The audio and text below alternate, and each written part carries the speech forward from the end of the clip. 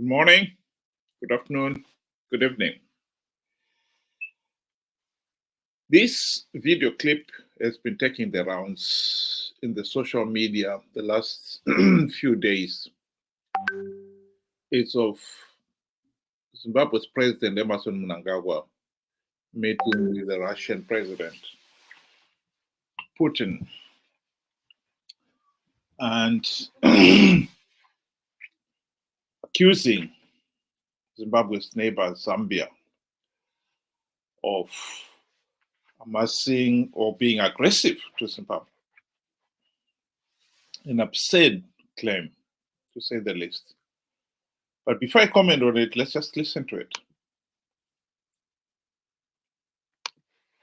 The relations just ended there.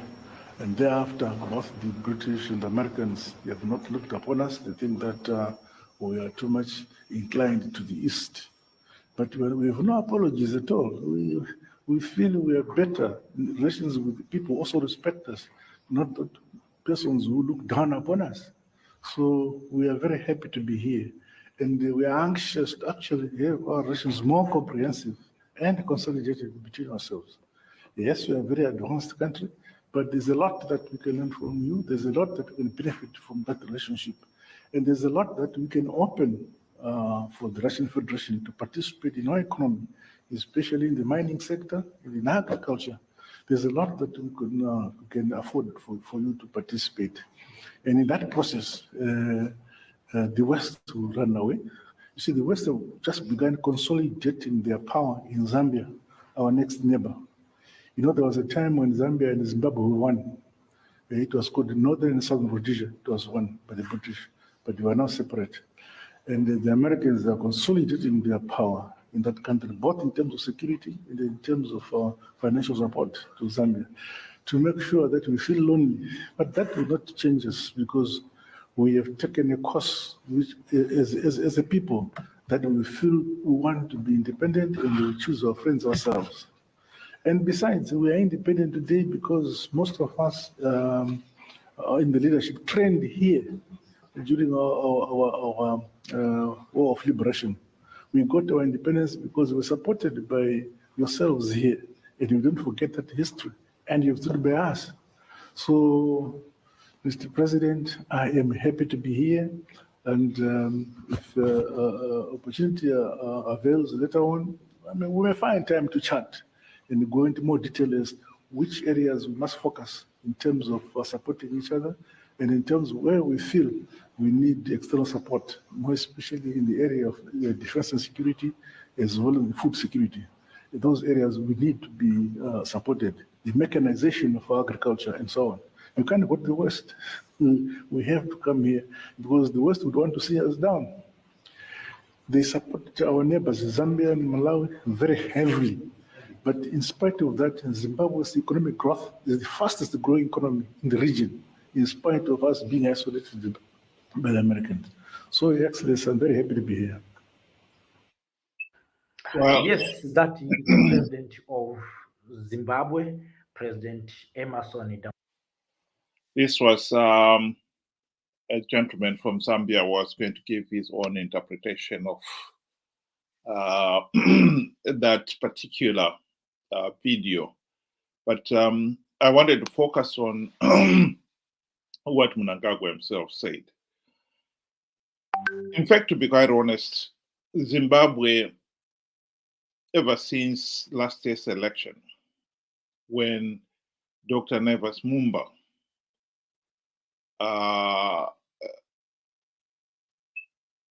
to say the least, had a very critical, damning report in the Zimbabwean elections. He wasn't the only member of the election observer team. There were other members from other SADC countries in that team, but he was the chairperson of that team. And Zanu PF took it personally when that report condemned the election as flawed and illegal. And ever since the party has been all out launching the diplomatic war, no hold barred war against Zambia. And this is just another dimension of it. This is to be expected. Zanu PF has never held free, fair, and credible elections in Zimbabwe. And the regime has considered itself as if they have got the democratic right to rule the country of Zimbabwe. And of course, the only way they could be certain of continuing their role is by rigging the elections. And so when Dr. Mumba and his team criticized the regime for rigging the elections, the regime took it very, very aggressively. And this is what we are seeing now. But this is nothing new. Regimes, tyrannical regimes, whenever they're in trouble, they always will try to find a way of drawing attention away from themselves to focus on something else. And I think this is what we are seeing here. Mnangagwa talked of how the Zimbabwe economy is the fastest growing economy in the region. He has, on other occasions, talked of Zimbabwe's currency being the strongest in the region. And on other occasions, he's talked of Zimbabwe attaining the upper middle income status by 2030. This is all lies, of course. When Zimbabwe attained its independence in 1980, it was an upper middle income nation on par with countries like South Africa. But in the 44 years since independence, the country's economy has shrunk, and millions of our people have been thrown into abject poverty. Zimbabwe today is considered to be a low-income country. That's the lowest you can sink to. And when Mnangagwa took over from his predecessor, Robert Mugabe, he promised that he was going to revive the economy. His famous mantra was, Zimbabwe is now open for business. He was cocksure he was going to revive the country's economy. That was in 2017. But today, as we all know, 7 years down the line, the economy is still in serious trouble. He could not win last year's elections, and hence the need for the regime to blatantly rig those elections. And when he was called off, he took it personally. This, like I said, is a typical reaction of a regime that is trying to draw attention away from its own failures. We've seen this happen in other countries, like Argentina in 1982, when the military junta there started the war with Britain, the Falkland Wars. Many people were killed, and at the end of the regime, the junta lost power. I think we could be looking at the same thing, at least with this Zanu PF regime. It's trying to justify why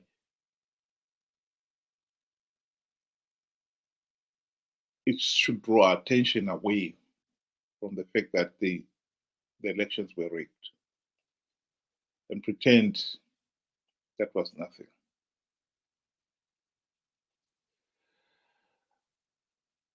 The report was critical as part of Zambia's causing up with the West and trying to isolate Zimbabwe because of his stance with the East. It's all nonsense, of course. The so-called look East policies that Mnangagwa is trying to speak about here were started by Robert Mugabe in 1999 at the end of the second of the two economic structural adjustment programs that the government had embarked on in the hope of reviving the country's failing economy. The economic structural adjustment programs, ESAP as it's called, were financed by the World Bank and the IMF. The program themselves were very clear. Zanu PF had to abandon his so-called scientific socialism to revive the economy. The truth of the matter is, while the regime did cut back on the social welfare programs, things like the free education, free healthcare for the poorest, and price controls were lifted. And for the first time, the regime accepted that it could not impose wage increases. On the other extreme, those policies that benefited the ruling elite were carried through. Indeed, the then Minister of Finance, Bernard Zero, used to talk of people needed to tighten their belts. While the ordinary Zimbabweans did tighten their belt, the ruling elite loosened them. The corruption, the mismanagement, the looting continue to increase. And that's the reason why the ESAP, structural adjustment programs, never worked. And at the end of it, Mugabe picked a fight with the IMF and the World Bank, accusing them of imposing the ESAP conditions that caused a lot of hardship to the people. And it was just an excuse for the regime to say they were not going to repay the loans and the debt. And because of that, IMF and the World Bank said, well, okay, if you're not going to repay your debt, we're not going to give you any more financial support. And Mugabe, in his usual arrogance, gave them the middle finger and told them he was going to look east. And hence, the so-called look east policy became Zanu PF policy. It wasn't long, actually. Well, soon after that, the Chinese welcomed him, gave him loans to do various other projects.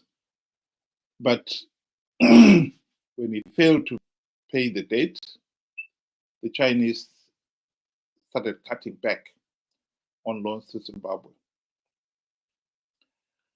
They didn't make any use of it. They didn't make it public. Just that any other project that Zanu PF applied for, They were never, the Chinese never funded it. Simple as. So this look east claim is not a new one, if the truth be said. This is nothing new at all. Zanu PF has made similar claims in the past. The truth is, the look east is not helping anything. In fact, if anything at all, the Chinese and the Russians have been at the forefront of Zimbabwe's economic collapse because they've been at the forefront of the blatant looting that has characterized Zimbabwe. And so the look east is not going to help. As much as Mnangagwa would like us to believe that it is the solution, it is not. What is going to happen here is that the Zimbabwe economy will continue to sink. And if Zanu PF wants to hang on to power, its choices are very limited, to say the least. So the economic hardships, the reality of having rigged last year's elections are all hanging over Mnangagwa's head, like the classical story of Damocles, who is shown in this painting with a sword hanging over his head. He's sitting in the throne, but he's got the sword hanging over his head.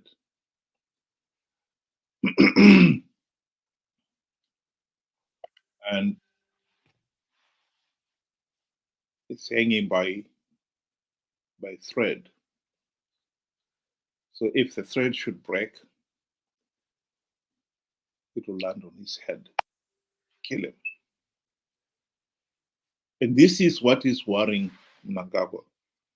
All these other pretense and claims is just of Zambia being equipped by the Americans and thus becoming a threat to Zimbabwe. Is all to draw attention away from the fact that Zimbabwe is a failed economy and is in serious economic trouble. And I think if these people of Zimbabwe are not careful, people like Mnangagwa would cause up even more closely with countries like China and Russia. Not for the good of the country, but for his own sake, to consolidate his own hold on power. That is all he cares about. He is talking of inviting Russia to participate in Zimbabwe's mining industry, agriculture, and so forth. China and Russia have already been participating in Zimbabwe's mining industries, in particular, diamonds and platinum, particularly. Those two countries have been active.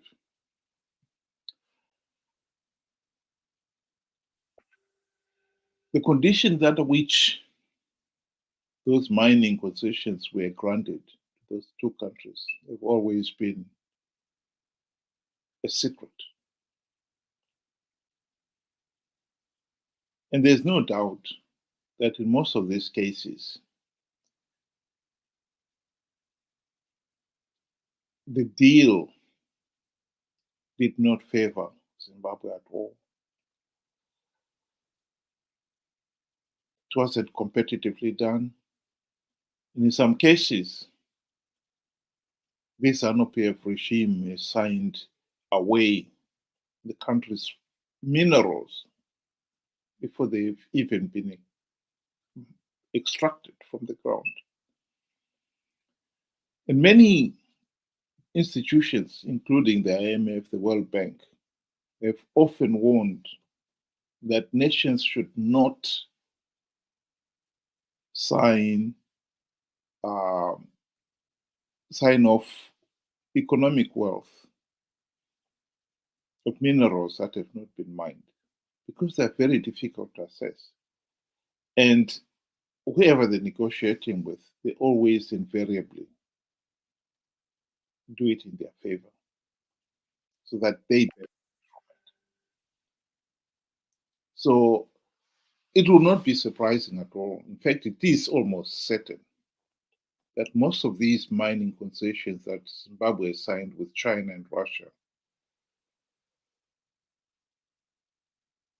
Zimbabwe would have got advance payments of a few million US dollars, when the true wealth value of the minerals is 10 times or more. And therefore, then the country will be prejudiced. They are selling away at a giveaway price the country's future, which is totally irresponsible. But this is what we can expect from a regime that is so desperate to hang on to power. I think the sword of Damocles that is hanging over Mnangagwa's head for having rigged 2023 elections, and the fact that the economy is in serious trouble. All his talk about Zimbabwe is the best performing economy in the region is all nonsense. Those are real pressure points. And we should be very careful that we do not allow Mnangagwa to draw us and drag us into worse economic situations, much less start an unnecessary and called for enmity with our neighbors. We have lived well with Zambians in the past, and we want that to remain. Mnangagwa should not use his desperate effort to hang on to power to justify dragging the nation into deeper economic crisis, much less diplomatic crisis with our neighbors.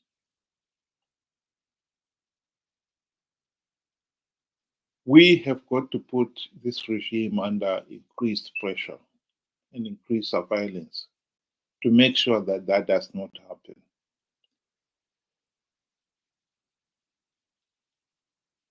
This regime is desperate to hang on to power, and they'll do it at all costs.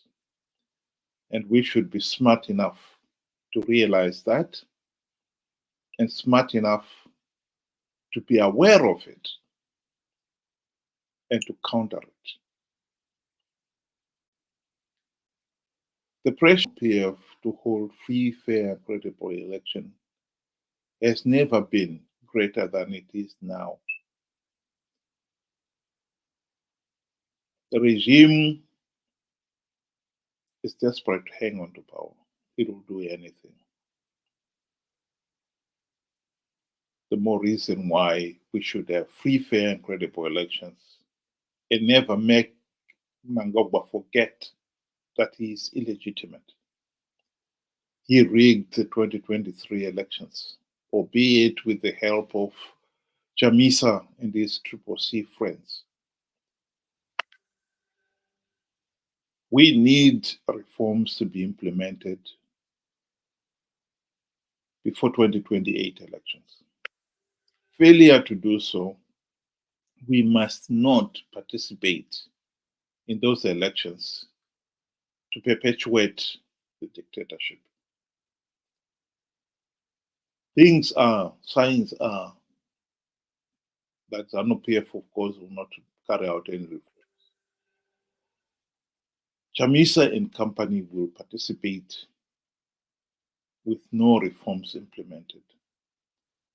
And the chances are most of the same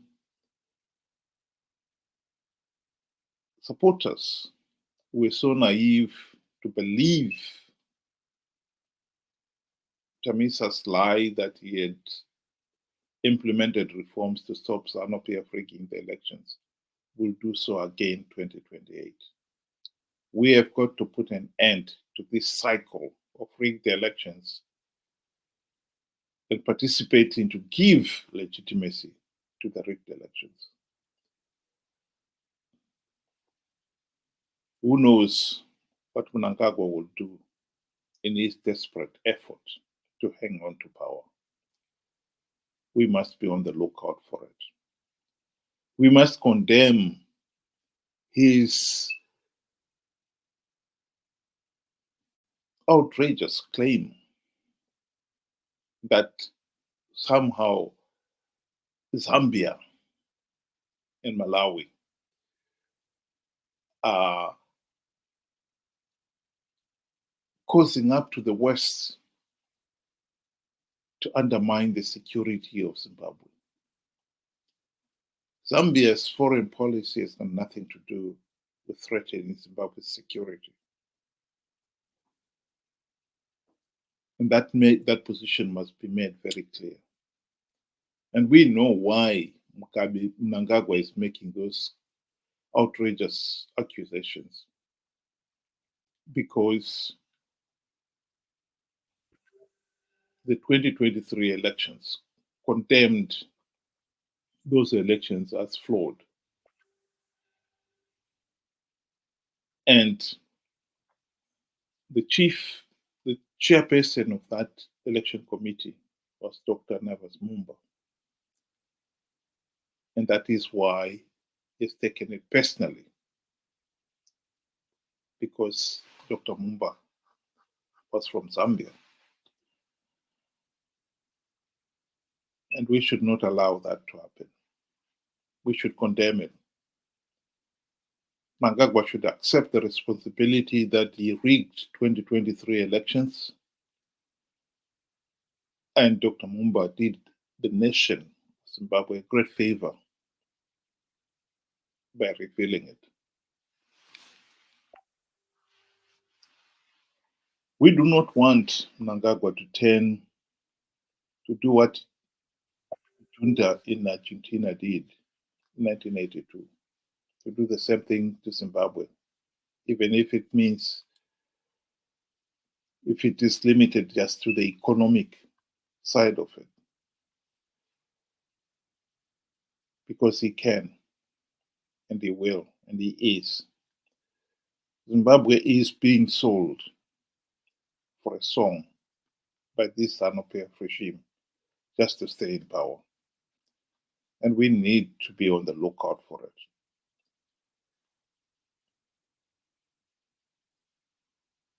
"2028 is of the greatest importance, and we should make sure that 2028 we put an end to this culture of rigged elections, which has helped tyrants, dictators like Mnangagwa, Mugabe before him to stay in power for 44 years. The fight to stop Zanu PF rigging the elections must start now. It is possible for us to stop Mnangagwa rigging 2028 elections, but we must start that fight now.